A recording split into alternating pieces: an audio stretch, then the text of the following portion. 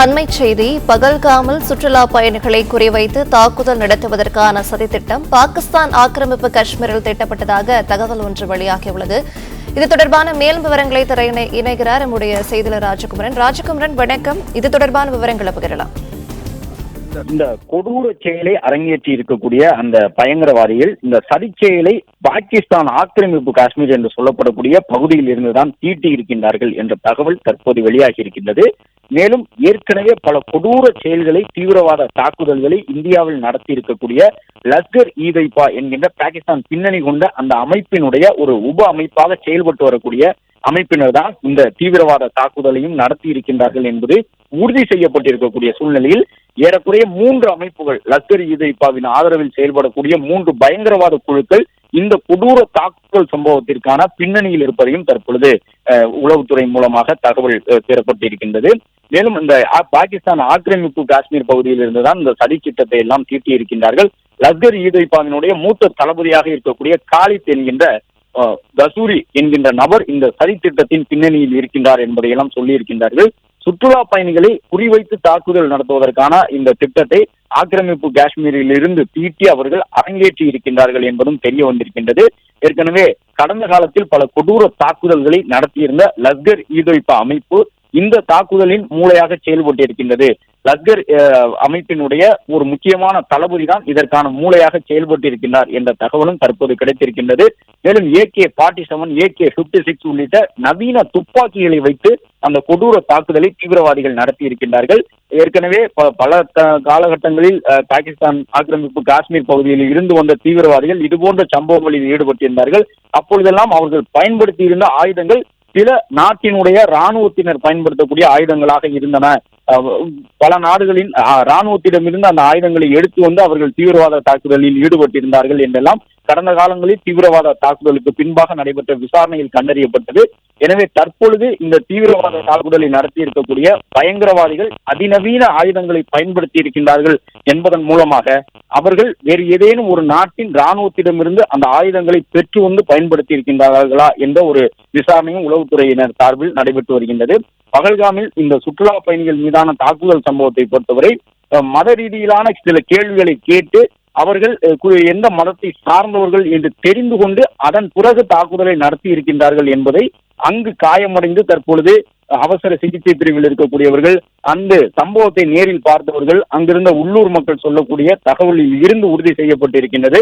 ஒவ்வொரு நபரையும் குறிபார்த்து அவர்கள் எந்த பின்னணியில் இருந்து வந்திருக்கின்றார்கள், அவர்களுடைய மத அடையாளம் என்ன என்பதையெல்லாம் தெரிந்து கொண்டு மத ரீதியிலான சில விஷயங்களை சொல்லி அதன் பிறகு கொடூரமாக தலையில் அந்த நெற்றி பொட்டில் துப்பாக்கியை வைத்து இந்த கோழைத்தனமான தாக்குதலை பயங்கரவாதிகள் நடத்தி இருக்கின்றார்கள்.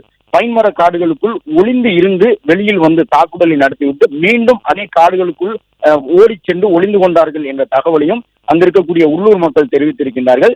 இந்த நிலையில்தான் இந்த சதி செயலுக்கு பின்னாக, கொடூர தாக்குதலுக்கு பின்னாக இருந்த ஒவ்வொரு திட்டமும் தற்போது வெளிவர தொடங்கி இருக்கின்றது. இராணுவத்தினர், உளவுத்துறையினர் தீவிர விசாரணையை முடுக்கிவிட்டிருக்கக்கூடிய சூழ்நிலையில் இந்த தாக்குதல் சம்பவத்தில் ஈடுபட்ட அந்த பயங்கரவாதிகளுடைய பெயரும் வெளிவர தொடங்கி இருக்கின்றது. 2 பயங்கரவாதிகளுடைய பெயர் உள்ளிட்ட விவரங்கள் அடையாளம் காணப்பட்டிருக்கின்றன.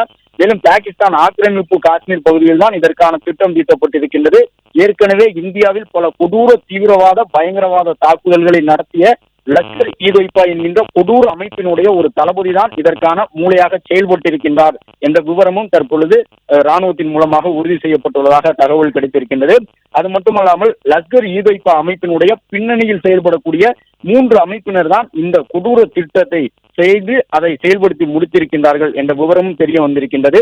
மேலும் அவர்கள் அதிநவீன ஆயுதங்களை பயன்படுத்தி இருக்கின்றார்கள் என்பதன் மூலமாக அந்த ஆயுதங்கள் ஏதேனும் ஒரு நாட்டின் இராணுவத்திடமிருந்து அந்த தீவிரவாதிகளுக்கு வழங்கப்பட்ட ஆயுதங்களா என்பதும் அடுத்தடுத்த கட்ட விசாரணையில் தெரிய வரும் என்ற ஒரு தகவலையும் தெரிவித்திருக்கின்றார்கள்.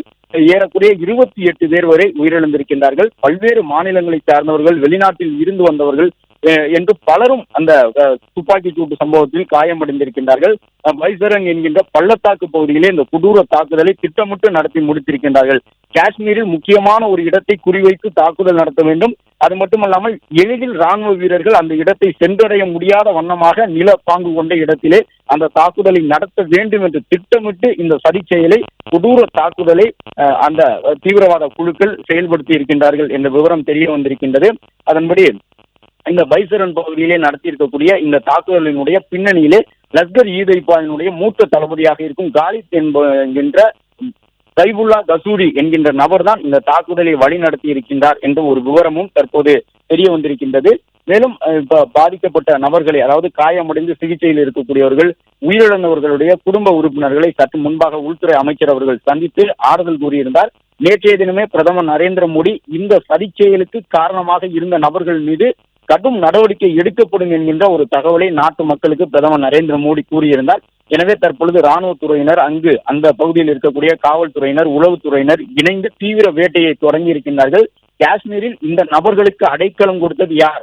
ஆக்கிரமிப்பு காஷ்மீர் பகுதியிலிருந்து இவர்கள் எந்த வழியாக காஷ்மீருக்குள் உள்ளே நுழைந்தார்கள் என்கின்ற விவரம் எல்லாம் பெறப்பட்டு வருகின்றன. எனவே லஷ்கர் இ தொய்பா பின்னணியிலே இந்த தாக்குதல் சம்பவம் நடைபெற்றிருக்கின்றது. நவீன ஆயுதங்களை அந்த நபர்கள் பயன்படுத்தி இருக்கின்றார்கள். குறிப்பாக ராணுவம் பயன்படுத்தக்கூடிய ஆயுதங்களை போன்று அது AK-47, 56 உள்ளிட்ட ரக துப்பாக்கிகள் என்பது தெரிய வந்துள்ளது. பிளே ஸ்டோர் மற்றும் ஆப் ஸ்டோரில் இருந்து பாலிமர் செயலியை QR கோடு மூலம் பதிவிறக்கம் செய்யுங்கள். செய்திகளை உடனுக்குடன் பெறுங்கள்.